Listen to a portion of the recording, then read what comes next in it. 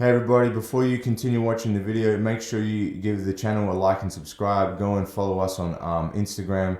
Go and check out all the different social media scenarios. Make sure if you're enjoying the content, go there, like, subscribe, follow, so we can keep putting stuff out. If you've got any questions, leave a comment. All right, make a comment on either of our pages and we'll answer them as soon as we can.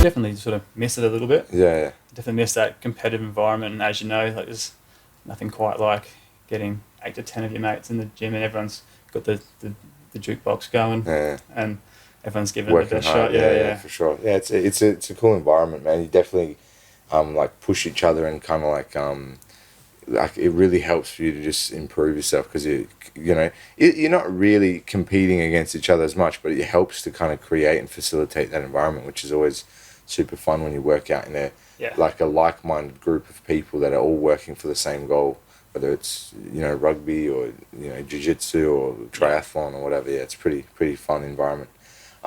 Just kind of like comparing that to jiu-jitsu, I would say jiu-jitsu is pretty unique, as in like it does have that competitive element, that explosive element like rugby and stuff like that too, but it also has, I would say that probably the injuries are more likely to be the repetitional type injuries for jiu-jitsu. That's my opinion. Now, again, because it has that interesting fusion, you can have those more explosive catastrophic injuries as well. Even with your like short time in jiu-jitsu, have you noticed like any of the people around you or whatever, is there like a commonality of injuries that you can notice in jiu-jitsu that are occurring? In jiu-jitsu, definitely, as you were mentioning before, it's those repetitions, those long-term, whether you're constantly getting stacked. So, your upper back and your neck start to, over time, give out. And like you said, like the balance of probability would suggest that, it's probably those sort of longer, more sustained injuries. But you're definitely right. You can, if someone falls the wrong way or something like that, you can easily do a knee, elbow, I've definitely like had that situation occur. So like, you can definitely have large catastrophic injuries, and they're a lot less common. But like anything that's competitive, there's a risk of injury, and you can hurt yourself. And I would probably say like the most common injury that's catastrophic is submissions. What do you think, Lucas? Like I would say that in terms of like more catastrophic or like more like intense injuries generally come from just like poor decision making, people not wanting to concede or something like that, as opposed to like 100%. Running into each other. So 2 weeks ago almost broke my arm because and most of the times for me, for example, it happens when I go to a scramble, when we're trying to pass a guard and we scramble. I posted my hand on the floor, and my hand got stuck on the mat. He tried to sweep me, and my hand went like this. And I felt the pop. I was like, stop. And luckily I didn't break my arm. That's good. But I think sometimes it's more in those situations, people are scrambling. That time you were wrestling with Musuk. He jumped for like a crazy takedown, and it's. I think this is the most catastrophic ones that can happen.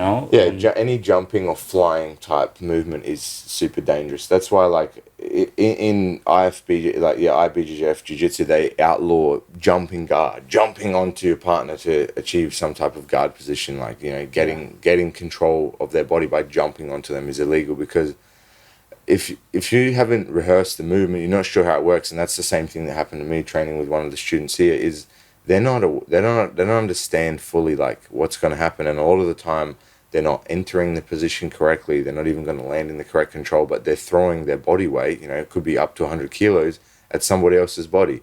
That's a problem. That's the same with rugby. That's the same with whatever. You're adding velocity to your body weight, and you're throwing that at another human being, and that there's a high risk of injury for that, because all it takes is, all right, it falls on your knee, your ankle, compromised portion of your body that's in a bad position, like your hand on the floor. And man, there's a lot of bad things can happen. But thanks for watching the video, guys.